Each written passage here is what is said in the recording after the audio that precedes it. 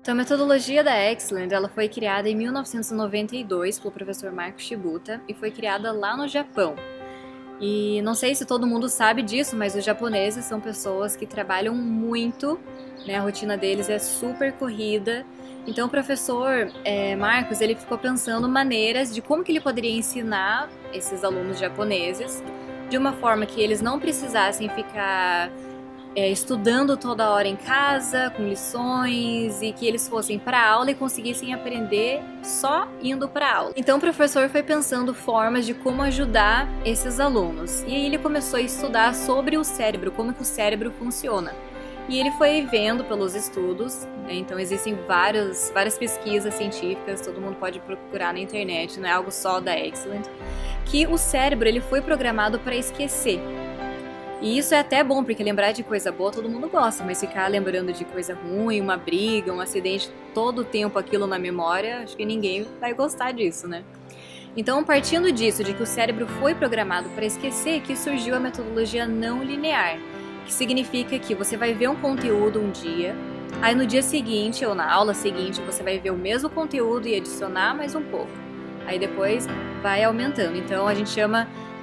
A nossa fórmula é a metodologia não linear, que é A, depois A mais B, depois A mais B mais C e assim por diante.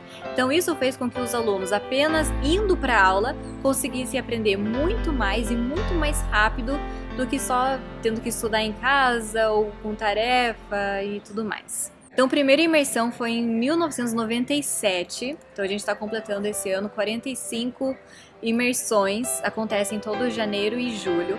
E veio da ideia de que muitas pessoas precisam do inglês muito mais rápido do que fazendo aula 2 horas por semana. Então, para quem não sabe, essa imersão é literalmente uma imersão mesmo, porque você fica de segunda a sexta, o mês inteiro, treinando inglês das 8 às 6. E isso fez com que adiantasse o inglês para muitas pessoas. Ainda mais nos dias atuais, a gente não tem mais tempo para ficar indo à aula toda semana, né, fazer uma coisa um pouquinho mais devagar. Então, o imersão ajuda justamente principalmente, na verdade, para as pessoas que têm pressa com o idioma, porque você vai sair falando em 30 dias.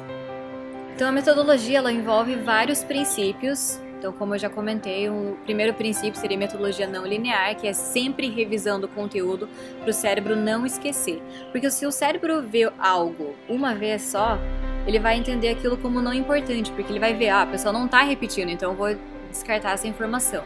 Mas se você sempre está revendo e revendo e revendo, ele vai ver, não, isso, ela quer que eu lembre disso, então não vou mais esquecer. Uma outra forma que a gente vai aprender algo, não só um idioma, mas qualquer outra coisa, é quando a gente envolve o nosso lado emocional. Por exemplo, a gente nunca mais vai esquecer de um nascimento de um filho, que foi só aquela vez, mesmo que tenha outros filhos, mas aquele filho nasceu só uma vez. A gente não vai mais esquecer aquela vez, porque mexeu muito com o nosso emocional. Ou a perda de algum ente, a gente não vai esquecer aquilo porque mexeu com o nosso emocional. Então a metodologia da Excel, ela tenta envolver também todo o emocional do aluno. Então a gente não vai ficar aprendendo sobre o Joãozinho, a Mariazinha, a gente vai aprender sobre nós mesmos primeiro, porque é aonde está o nosso emocional. E muitas vezes a gente pensa, quando a gente está em escola, não só de inglês, mas escola, né, aprendendo matemática, português, a gente já pensa, nunca vou usar isso, que coisa mais chata. Então, quando a gente tem que estudar aquilo, a gente acaba ficando com muita preguiça, aí o cérebro já tá desanimado. Mas se você pensa, nossa, eu vou usar isso, eu preciso aprender isso, a nossa vontade de aprender vai tornar aquilo como um real aprendizado. Outros princípios que a gente usa também na Excellent é o PNA, que é o Processo Natural de Aprendizagem.